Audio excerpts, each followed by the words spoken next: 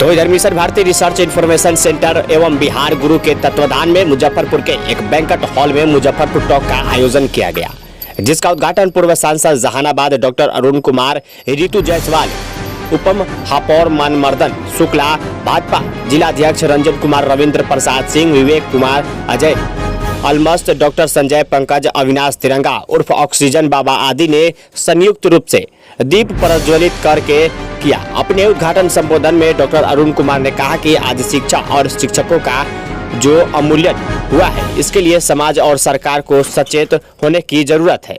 मुजफ्फरपुर सांस्कृतिक और राजनीतिक रूप से एक महत्वपूर्ण जिला है और इसके वर्तमान जो भौगोलिक स्थित है, इसके लिए यहाँ के नागरिकों, प्रशासन और राजनेता को बढ़ चढ़कर संवेदनशीलता के साथ पहल करने की जरूरत है। एक शुरुआत है मुजफ्फरपुर में जिस नारकीय स्थिति से हम लोग गुजर रहे हैं। आने वाला कल हमारा अच्छा हो, हमारा स्वप्न है जो हम देखते हैं कि इंदौर की तरह, दिल्ली की तरह मुजफ्फरपुर बने, इसकी एक चर्चा हमने आज शुरुआत की है। आगाज है आज, हर सप्ताह किसी न किसी वर्ग के साथ हम बैठेंगे, चाहे वो व्यापारी हो, नेता हो, समाज सेवी हो, उद्योगपति हो। मुजफ्फरपुर को कैसे मतलब अच्छा बनाया जा सके, इसकी एक शुरुआत की है मुजफ्फरपुर टॉक के माध्यम से। और युवाओं को यह जिम्मेवारी हम देने जा रहे हैं। 25 युवाओं को हमने चुना है जो इसको आगे बढ़ाएंगे और उनको ये मुजफ्फरपुर युवा आइकन सम्मान से हम सम्मानित आज करने जा रहे हैं। और उनके नेतृत्व में युवाओं की एक फौज खड़ी की जाएगी और मुजफ्फरपुर को मतलब कि अच्छा मुजफ्फरपुर बने, यह सोच रहे हैं। सोचते रह गए कुछ नहीं होगा, उसको एक प्रयास करना है। जनता इसमें जुड़ती चली जाएगी। वार्ड वार्ड में यह कार्यक्रम होगा। तत्वावधान में आज मुजफ्फरपुर टॉक का आयोजन किया गया है और साथ ही साथ एक आयोजन है युवा आइकॉन ऑफ मुजफ्फरपुर, जिसमें 25 ऐसे युवाओं का सम्मान किया जाएगा जिन्होंने अपने अपने क्षेत्र में विशिष्ट योगदान दिया है और कार्य किया है और पूरी संवेदनशीलता के साथ आज भी कार्य कर रहे हैं। उनकी हौसला अफजाई के लिए, उन्हें प्रेरित करने के लिए वह सम्मान दिया जाएगा। लेकिन मुजफ्फरपुर टॉक के अंतर्गत जो बात है, अभी मुजफ्फरपुर के लिए आसन्न चुनाव है नगर निगम का और आए दिन चर्चा हो रही है कि यहाँ सैकड़ों की संख्या में नगर निगम के महापौर और उप महापौर बनने की बेचैनी है।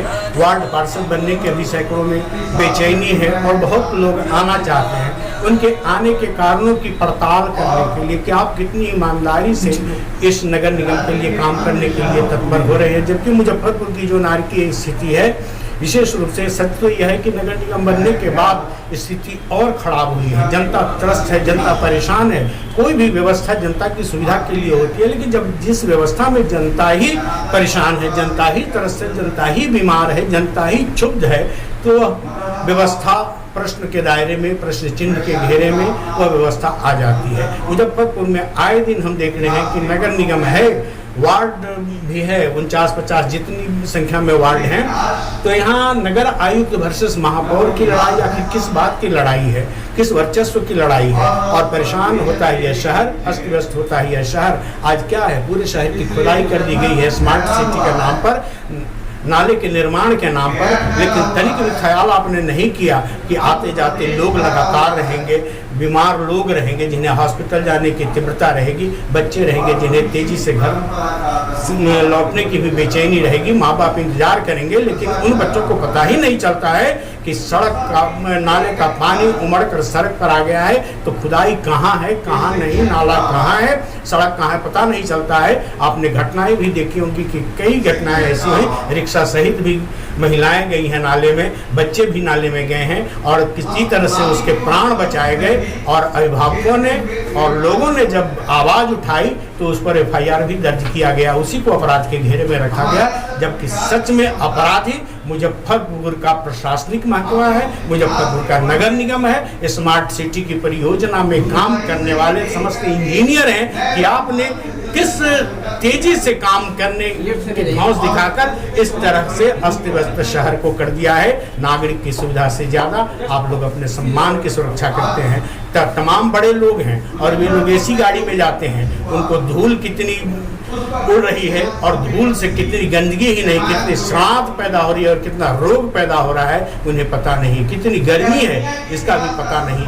कभी खुली सड़क पर वे निकल कर देखें। और मैं समस्त ऐसे लोगों से विनम्रता के साथ मुजफ्फरपुर की जनता की ओर से निवेदन करना चाहूँगा कि किसी दिन आप अपने घर की तरह शहर को प्यार करें, किसी दिन समस्त लोगों को अपने भाई बंधु और पारिवारिक जन की तरह सम्मान देना सीखें। उसी दिन शायद आपके भीतर पूरी मनुष्यता और संवेदनशीलता खड़ी हो जाएगी और मुजफ्फरपुर के ठोस निर्माण में संकल्प के साथ आप कार्य करने के लिए समर्पित हो जाएंगे। प्रोग्राम में आगमन हुआ मुजफ्फरपुर में, क्या कुछ रहा? हमेशा सुखद होता है ऐसे कार्यक्रमों में आना। बहुत सारी चीज़ें हैं चारों तरफ जो आजकल आप देख ही रहे हैं कि जिस तरीके से एक आक्रोश का माहौल बना हुआ है बिहार में, चाहे वो नौकरी को लेकर के हो या शिक्षा व्यवस्था को लेकर हो, रोजगार की कमी को लेकर के हो, एक अजीब तरह का माहौल, एक अपराध से जो एक खौफ बना हुआ है एक माहौल है। और इसमें इस बीच में ऐसे ऐसे कार्यक्रम का होना कहीं ना कहीं से ऐसा लगता है रेगिस्तान के ऊपर में एक बारिश की फुहार जैसा लगता है। तो अगर ऐसे कार्यक्रम होते रहें तो लोगों को एक मोटिवेशन भी मिलता है कि पॉजिटिव होकर के तमाम निगेटिविटी है बावजूद भी पॉजिटिव होकर के काम करने के लिए एक एनर्जी मिलती है। तो मुझे बहुत अच्छा लगा यहाँ आकर के जो एक यूथ आइकॉन मुजफ्फरपुर में जो लोगों ने अच्छा काम किया है उनको सम्मानित किया जा रहा है। मैम एक अहम सवाल रहेगा, जिस तरह से अवतार पार्टी को लेकर जो राजनीतिक सरगर्मी तेज हो गई है, वो या तेजस्वी यादव को या नीतीश कुमार के अवतार पर मांझी जी की नई समीकरण की बात हो रही है, क्या कुछ है? देखिए ये आज जो इफ्तार पार्टी हो रही है ये तो हमारी शुरू से ही ये हमारा जो देश है वो सब लोग मिल करके ही अपने त्यौहार को मनाते रहे हैं। हिंदू मुस्लिम सिख ईसाई सभी जातियों के सभी कौम के लोग मिल करके अपने हर त्यौहार को मनाते रहे हैं। कहीं ना कहीं से कुछ ऐसे लोग, कुछ वैसी पार्टी के लोग आ जाते हैं जो पर्टिकुलर एक धर्म को घुसा करके एक धर्म की राजनीति करना चाहते हैं। ये इफ्तार पार्टी हो या हिंदू होली मिलन जैसी चीज़ें हो, वो कहीं ना कहीं से हम लोगों को जोड़ने का काम करती हैं।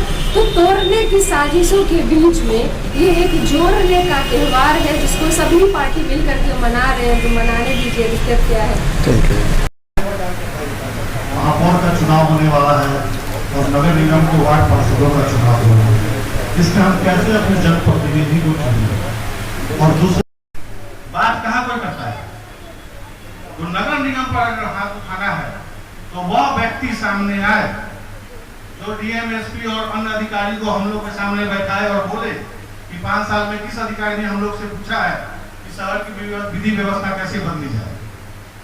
कोई एक अधिकारी बता दे जो जब स्मार्ट सिटी का प्लानिंग हो रहा था तो क्या हम लोगों से उसमें राय विचार भी किया गया? हमारे पूर्व महापौर, हमारे उस समय के साथी सुरेश जी बैठे हुए हैं जो स्मार्ट सिटी के मेंबर थे उस समय। बैठे बुद्धिजीवी, हमारे अभिभावक, मंत्री और पत्रकार बंधु, मैं कुछ चीजें प्रैक्टिकल वे में, चूंकि 2017 में वार्ड 20 की सम्मानित जनता के आशीर्वाद से मुझे वार्ड 20 का वार्ड सेवक बनने का मौका मिला। मैं आप लोगों के समक्ष एक बात बताना चाहता हूं कि क्या लोकतंत्र के मंदिर में जिस प्रकार कहा जाता है 3 सदन, सर्वोच्च सदन लोकसभा, राज्यों में विधानसभा, नगर निकायों में निगम बोर्ड, क्या प्रधानमंत्री जी अपने कैबिनेट और सदन से कोई निर्णय लेते हैं तो उनको आरजू गिनती झोला फैलाना पड़ता है क्या किसी काम को कराने के लिए? क्या मुख्यमंत्री जी अपनी कैबिनेट, अपनी सरकार का कोई निर्णय लेते हैं तो क्या प्रधान सचिव, चीफ सेक्रेटरी के सामने हाथ फैलाना पड़ता है क्या? मैं कहता हूं कि अगर निगम बोर्ड की यह व्यवस्था महापौर, उप महापौर कल तक पार्षदों के द्वारा चयनित होते थे, मुझे हम लोगों के बहुत ही प्रिय डॉक्टर अरुण कुमार जी, उपस्थित अजय मस्जिद, रविंद्र जी ने कहा कि एलईडी एरिया डिफाइन, तो एलईडी एरिया डिफाइन तो एलईडी एरिया था, लेकिन मैंने अलग से पैसे की व्यवस्था की। किताब है ना कि कहाँ रखा है किताब, कहाँ गया मेरा साहब? मैंने 2600 करोड़ रुपया 1580 करोड़ रुपया ईमानदारी से काम करते हैं और ईमानदारी से डंके की चोट पर बोलते हैं। चोरों लोग से सावधान रहो, दाग लगाए हुए हैं लुटने के लिए। स्मार्ट सिटी का भी आपको देखना पड़ेगा। मैं बहुत बात घंटों बता सकता था एक प्रोजेक्ट के बारे में, समय मुझे खुद जाना है। मैं एक ही चीज कहूंगा कि यह विकास का अवरुद्ध करने वाला आदमी मुजफ्फरपुर को नहीं समझा है। मुजफ्फरपुर में पैसे पड़े हुए हैं। स्मार्ट सिटी का पैसा इस साल नहीं होगा तो रिटर्न हो जाएगा। जल जमाव से मुक्ति नहीं मिलेगी, चाहे सुरेश शर्मा ऐसे आदमी को 50 बेर हरा दीजिए, उससे क्या फर्क पड़ता है। जब तक उसका निकासी का स्थिति नहीं होगा तब तक पानी कहां जाएगा भाई। ये सारा रोड का है।